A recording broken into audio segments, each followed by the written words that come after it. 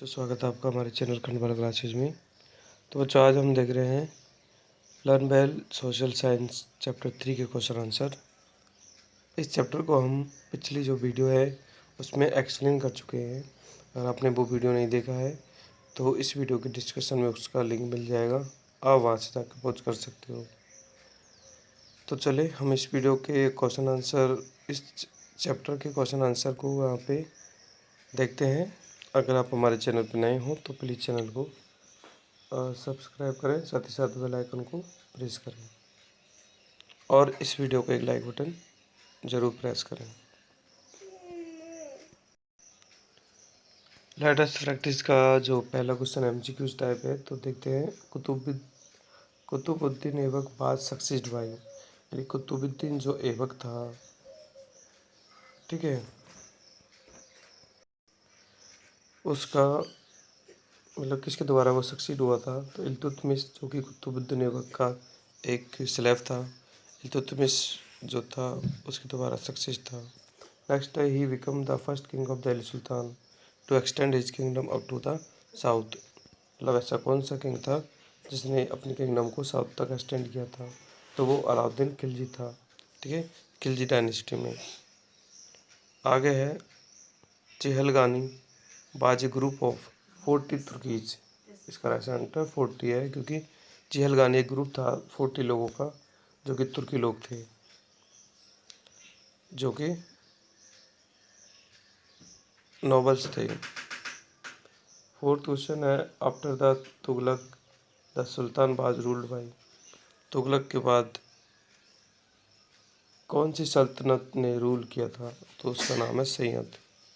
सैयद सल्तनत ने रूल किया था।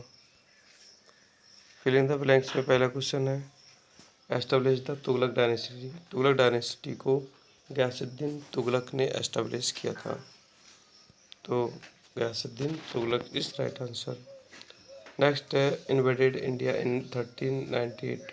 1398 में जो कौन विदेशी आक्रमणकारी जो है इंडिया आया था, वो है तैमूर, ठीक है, तैमूर। एंड थर्ड क्वेश्चन है complete the construction of Qutub Minar. Qutub Minar की जो कंस्ट्रक्शन है उसको इल्तुतमिश ने कंप्लीट किया था, और कुतुब मीनार को स्टार्ट किया था कुतुबुद्दीन ऐबक ने। आगे क्वेश्चन है वेरी शॉर्ट टाइप के क्वेश्चन, जिसमें पहला क्वेश्चन है name the 5 dynasty of the Delhi sultan. तो 5 जो है डायनेस्टी हुई थी दिल्ली सुल्तान में, तो उनके नेम है। सबसे पहले है स्लेव डायनेस्टी, जो कि कुतुबुद्दीन ऐबक इसके फाउंडर थे।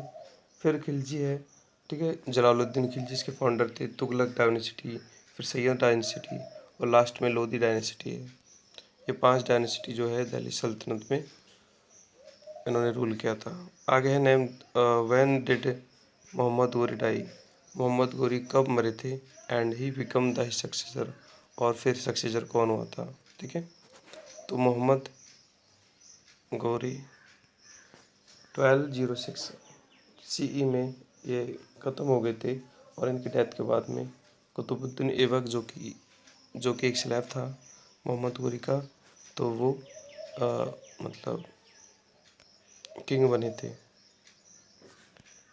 थर्ड क्वेश्चन है what were the 2 customs introduce by बलवन। बलवन के द्वारा 2 कस्टम्स जो इंट्रोड्यूस किए गए थे वो थे सिजदा और पाबूस, ठीक है, ये राइट आंसर है। अगला फोर्थ क्वेश्चन है mention the 3 blunders done by the Mohammad bin Tughlaq. Mohammad bin Tughlaq के द्वारा जो है 3 बड़ी भूल क्या थी। मतलब तो एक तो है rising taxes in the Doab region, यानी जो दोआब रीजन था उसमें उसने टैक्स राइज कर दिया था, मतलब टैक्स बढ़ा दिया था, ठीक है, डबल टैक्स कर दिया था। और सेकंड है शिफ्टिंग द कैपिटल, यानी कि उन्होंने अपनी कैपिटल को दिल्ली से शिफ्ट किया था दौलताबाद। तो ये थर्ड जो है सेकंड रीजन था। और थर्ड रीजन था करेंसी, यानी कि उसने टका करेंसी चलाई थी सिल्वर की ब्रॉन्ज की जगह, ठीक है। तो ये 3 रीजन थे, C, B और ये A। आप यहाँ से राइट कर सकते हो। आगे शॉर्ट टाइप के क्वेश्चन आंसर है, जिनमें पहला क्वेश्चन है who was the most trusted general of the Alauddin Khilji. Alauddin Khilji का मोस्ट जो ट्रस्टेड जनरल था वो कौन था? एंड ठीक है, उसने किस प्रकार से अलाउद्दीन की हेल्प की थी। तो देखते हैं हम, अलाउद्दीन का जो मोस्ट ट्रस्टेड जनरल था वो था मलिक काफूर। यहाँ से ये क्वेश्चन का आंसर स्टार्ट करना। ठीक है, हिज जनरल मलिक काफूर ए हिंदू स्लेब, जो कि एक हिंदू स्लेब थे और उन्होंने गुजरात हु एम्ब्रेस्ड इस्लाम, ठीक है, जो कि इस्लाम से प्रभावित थे मलिक काफूर। ही डिफीटेड द यादव्स, उन्होंने गुजरात में यादव्स को डिफीट किया था। एंड देवगिरी को वॉर्न किया था। फिर काकते ऑन बारंगल, यानी बारंगल जो था उसमें जो काकते डायनेसिटी थी उसको भी उसने ध्वस्त किया था और अपने अंडर किया था। ही अटैक्ड द होयसल्स ऑन द्वार समुद्र, यानी होयसल डायनेसिटी थी द्वार समुद्र से, तो उस पर भी इसने अटैक किया था। एंड पांड्या पे भी इसने अटैक किया था, ठीक है, मालाबार और मैसूर में। और he also overran Madurai and Rameswaram, Madurai Rameswaram जो कि 7 पार्ट है इंडिया के, तो वहाँ तक इन्होंने अपने जो किंगडम है उसको क्या करता था, एक्सटेंड किया था। And plundered the wealth of temples, और टेम्पल्स जो थे वहाँ के तो उनको भी इसने लूटा था। With his annexation Alauddin Khilji became the first king of the Delhi sultan. तो इसके कामों के द्वारा, यानी कि अलाउद्दीन खिलजी ने कौन सी खुद लड़ाई थोड़ी लड़ी थी, ठीक है, मलिक काफूर ने ही सब कुछ किया था। तो मलिक काफूर के योगदान के कारण जो है अलाउद्दीन खिलजी जो है ऐसे फर्स्ट किंग बन गए थे जिसने अपनी डायनेसिटी को साउथ तक एक्सटेंड किया था। सेकंड क्वेश्चन है व्हाट वाज द एन एकता। एकता क्या थी?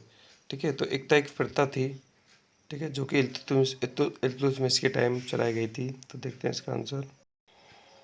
देखो, ड्यूरिंग इल्तुतमिश रीजन, इल्तुतमिश के time the empire was divide into fragments of the land, मतलब जो उसका एम्पायर था उसको अलग अलग छोटे छोटे टुकड़ों में डिवाइड कर दिया था, मतलब भूभागों में डिवाइड कर दिया था। जैसा कि मैंने आपको चैप्टर एक्सप्लेन किया था तब बताया था कि जैसे अभी हमारे स्टेट होता है, स्टेट से ऊपर कंट्री होती है, स्टेट से नीचे डिस्ट्रिक्ट होती है, डिस्ट्रिक्ट से नीचे तहसील होती है। तो ऐसे ही इक्ता थे पहले, तो छोटे छोटे जो एरियाज थे, ज़मीन के टुकड़े थे, उनको इक्ता बोलते थे। And the nobles and officer, और उन इक्ताज पे नोबल और ऑफिसर जो है रूल करते थे, ठीक है। और इक्ताज इंस्टीट्यूट ऑफ सैलरी, और उनको सैलरी की जगह इक्ता दिए जाते थे। ऐसे दिए जाते थे कि भाई ये जो जगह है आप यहाँ के राजा हो और आप इस जगह को संभालो, यहाँ से जो टैक्स वगैरह है, रेवेन्यू है, इसको कलेक्ट करो। इन रिटर्न इक़्तिदार हैड टू पे ए पोर्शन ऑफ द रेवेन्यू, ठीक है। और रिटर्न में जो इक़्तिदार होता था, इक़्तिदार कौन होता था? जो नॉवल्स वगैरह ऑफिसर वहाँ पर अपॉइंट किया जाता था वो इक़्तिदार होता था, और वो रेवेन्यू देता था बदले में किसको? किंग को। And also maintain troops which supported the king in time to need, और जब राजा को जब भी पैसों की ज़रूरत पड़ती थी या फिर धन की ज़रूरत पड़ती थी तो इक़्तिदार ही जो है सपोर्ट करता था अपने अपने इक़्ताज में से टैक्स को वसूल करके। द इक्ता वर मेड हेरिडेटरी, मतलब इक्ता जो थे हेरिडेटरी हो गए फिर बाद में। The all the made of the iqtidar by powerful, फिर धीरे धीरे क्या होते तो इक़्तिदार जो थे वो खुद ही पावरफुल हो गए, मतलब वो खुद अपने आप में राजा हो गए क्योंकि वो उस ज़मीन के मालिक थे। And sultan depend on them, और सुल्तान जो है इक़्तिदार पे डिपेंड होने लग गया। जब भी सुल्तान को किसी धन की ज़रूरत पड़ती तो वो इक़्तिदार पर ही डिपेंड होते थे, जो कि खुद वही लगाता था। Mohammad bin Tughlaq also followed this system, तो इस सिस्टम को मोहम्मद बिन तुगलक ने फॉलो किया था। लाइक हिज प्रीडिसर्स, मतलब जो उसके पीछे वाले करके गए थे वैसे ही। आगे थर्ड क्वेश्चन है what was the reason of the introducing bronze coins of the Mohammad bin Tughlaq. Mohammad bin Tughlaq ने मतलब bronze coin, reason introducing bronze coin, bronze coin से इंट्रोड्यूस किया था, मतलब एक तरह से ब्रॉन्ज कोइन चलाए थे, इसका क्या रीज़न था? तो देखो,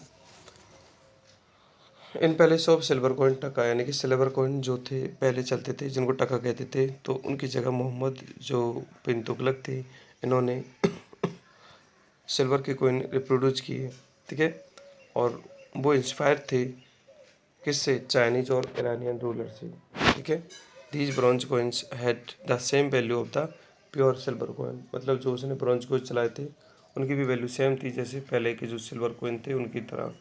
the king also order that they could be easily exchange from the royal treasury, यानी कि जो रॉयल ट्रेजरी हो रही है इसमें ज़्यादा इफेक्ट नहीं पड़ेगा और जो है हम आसानी से जो है इन सिल्वर कॉइन्स की जगह ब्रॉन्ज कॉइन्स चला सकते हैं, ऐसा मोहम्मद बिन तुगलक ने सोचा था।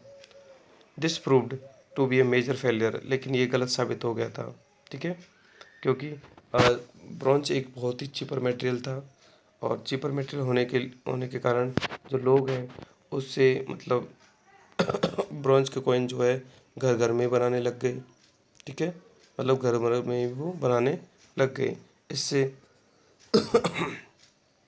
इससे जो है द डिज़ाइन ऑफ दिस, और देखो द इन कोइंस की डिज़ाइन इतनी इजी थी, सिंपल थी कि so anyone could be easily copy them, मतलब कोई भी इनको कॉपी कर सकता था। तो लोग बाग क्या है कि अपने घर में ही सिक्के बनाने लग गए, ठीक है, और इससे इसका रिजल्ट ये निकला, the foreign merchant also refuse to take coins, ठीक है, जो बाहर के जो मर्चेंट थे उन्होंने इन कोइंस को लेने से मना कर दिया। And the royal treasury was emptied, और जो रॉयल ट्रेजरी है वो खाली हो गई थी। मतलब ये जो फैसला था मोहम्मद बिन तुगलक का, ये भी एक तरह से गलत साबित हो गया था। आगे क्वेश्चन नंबर 4 है जो कि लास्ट क्वेश्चन है, describe Razia Sultan as a efficient ruler. हमें बताना है कि रजिया सुल्तान जो है एक एफिशिएंट रूलर कैसे थे। तो पहली बात तो रजिया सुल्तान जो थे फर्स्ट फीमेल रूलर थे इंडियन हिस्ट्री में, ठीक है, और ये शी वाज वाइज, मतलब बहुत चतुर थी Razia Sultan, and just a genius and benefactor of the kingdom, और अपने किंगडम के लिए बहुत ही ज़्यादा मतलब बेनिफैक्टर थी एक तरह से, लाभकारी थी। And protector of the here our subject and efficient leaders of our armies, और आर्मीज के लिए भी एक तरह से स्ट्रॉन्ग लीडर थी ये। अब देखो इल्तुतमिश, थ्रो इल्तुतमिश मतलब इल्तुतमिश की माँ ने, ठीक है, तो इल्तुतमिश चाहते थे कि उसकी जो डॉटर है रजिया वो एक जो है क्यून बने अपने इस एम्पायर की, बिकॉज ऑफ देखो, सो बिफोर डाइंग यानी मरने से पहले ही चूज रजिया, ठीक है, इल्तुतमिश ने रजिया को चूज किया था from for his successor, but the noble were disappointed with his choice, लेकिन जो नॉवल्स होते थे जो कि इल्तुतमिश के दरबार में थे उन्होंने इसको मना कर दिया कि भाई ये हमारी प्रैक्टिकल सोसाइटी के खिलाफ है, मतलब एक महिला को हम एक अपना लीडर बनाएं, ठीक है। So hence death of Iltutmish they choose Ruknuddin Firoz Shah, ठीक है, जो नॉवल्स थे उन्होंने रुकुद्दीन फिरोज शाह को चूज किया था ये रजिया की जगह, ठीक है, बट रुकुद्दीन फिरोज शाह जो कि रजिया के ब्रदर थे वो एक इन इनएफिशिएंट रूलर थे, मतलब उन्हें रूल करने में इंटरेस्ट भी नहीं था और वो इफेक्टिव नहीं थे, ठीक है, उसका इंटरेस्ट था टाइम को एंटरटेन करने में और मैरी मेकिंग और शादी वगैरह करने में, ऐसा इंटरेस्ट था, ठीक है। सो अब रजिया को काफ़ी सारे चैलेंज अपनी लाइफ में फेस करने पड़े थे। पहला चैलेंज तो ये था, एक तो चेहलगानी का, चेहलगानी जो कि 40 लोगों का ग्रुप होता है, ठीक है, और वो अपोज करता है किसका, मतलब जो कुछ अब गलत होता है उस दरबार में, लेकिन उस टाइम वो रजिया का अपोज कर रहे थे, ठीक है। 40 तुर्कीज होते थे, तुर्कीज नोबल होते थे, तो उनका अपोज किया, अपोज करके उसने मतलब एक तरह से दिल्ली सल्तनत पे रूल किया, किसने, रजिया ने, तो उसने, इसलिए हम रजिया को एक एफिशिएंट रूलर कहते हैं। तो ये चैप्टर आपका कंप्लीट है। आई होप कि आपको वीडियो पसंद आया होगा, और इस चैप्टर पे मैंने 2 वीडियो बनाए हैं, एक तो एक्सप्लेनेशंस वीडियो और एक क्वेश्चन आंसर वीडियो, और बाकी के आगे की वीडियो भी मैं बनाऊंगा अगर इन वीडियो पे रेस्पॉन्स अच्छा आया तो। रेस्पॉन्स मीन्स एक तो लाइक दबा के होने चाहिए, लाइक अच्छे होंगे तो मैं अपने आप ही समझ जाऊंगा कि हाँ रेस्पॉन्स आ रहा है एसएसटी पार्ट को भी, तो मैं एसएसटी पार्ट में और हिस्ट्री में भी चैप्टर्स जो है आपके लिए लाऊंगा, और क्या बोलते हैं सिविक्स में भी चैप्टर लाऊंगा, बट वो आपके रेस्पॉन्स पे। तो चलो मिलते हैं नेक्स्ट वीडियो में, तब तक के लिए बाय। और वैसे भी काफ़ी ज्योग्राफी के चैप्टर्स में मैंने करा रखे हैं, तो उसका लिंक भी डिस्क्रिप्शन में मिल जाएगा। चलो मिलते हैं नेक्स्ट वीडियो में, तो इस वीडियो को लाइक कीजिए और अपने दोस्तों के साथ शेयर कीजिए। जय हिंद, जय भारत।